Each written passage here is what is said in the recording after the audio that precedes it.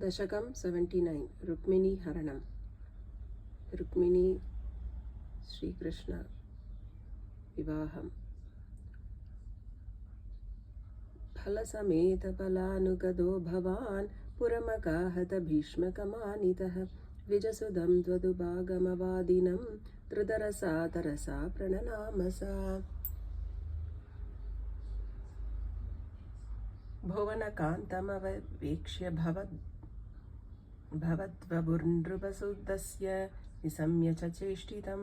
विपुलखेदजुषां पुरवासिनां सरुदितैरुदितैरकमन्निसाः तदनुवन्दितुमिन्दुमुखी शिवां विहितमङ्गलभूषणबासुरा निरगमद्भवदर्पितजीविता स्वपुरतः सबडावृताः कुलवधूभिरुपेत्य कुमारिका गिरिसुधां परिपूज्य च सादरं मुहुरया च तत्पदपङ्कजे निपतिता पतितां तव केवलम्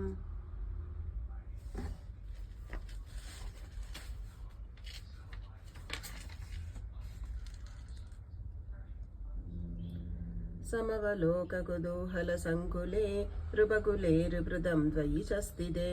नृपसुधा निरगाद्गिरिजालयात् सुरुचिरं रुचिरं चिततिङ्मुखाः भुवनमोहनरूपरुचा तदा विवसिता किल राजकदम्बया त्वमभिदेव कटाक्षविमोक्षणैः प्रमदया मदयां च कृशे मनाक्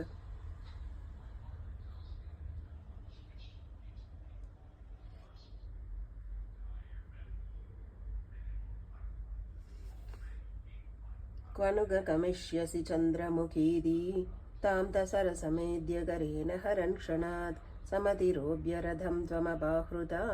भुवि तदो वितदो निनदोद्विषाम्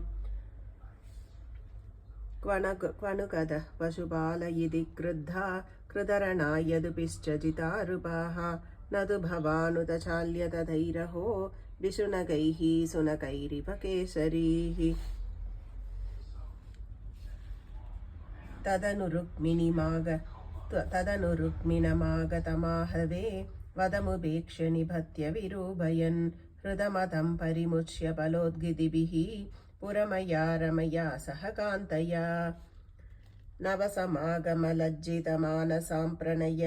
कौतुकजृम्भितमन्मताहाम् अरमयः खलु नाद यदा सुखं हसितां शूलसन्मुखीः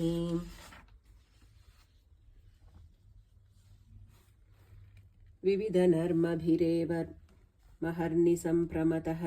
माकलयन् पुनरेकदा ऋजुमतेः किल वक्रकिरा भवान् वरदनो रदनोदतिलोलताम् तदधिकैरदलालनकौशलैः प्रणयिनीमधिकं सुखयन्निमाम् अयि मुकुन्द भवश्चरिताननः अयि मुकुन्द भवश्चरिताननिः प्रगदधां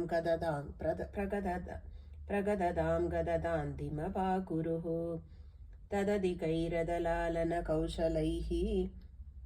प्रणयिनीमधिकं सुगन्यन्निमाम् अयि मुकुन्द भवश्चरितानिनः प्रगदतां गददान्तिमपाकुरुः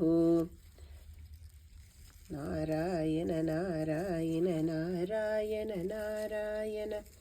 नारायण नारायण नारायण नारायण नारायण नारायण नारायण नारायण नारायण नारायण श्रीलक्ष्मीनारायण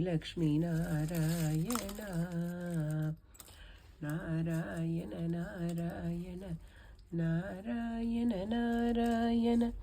नारायण नारायण नारायण नारायण नारायण नारायण नारायण नारायण नारायण नारायण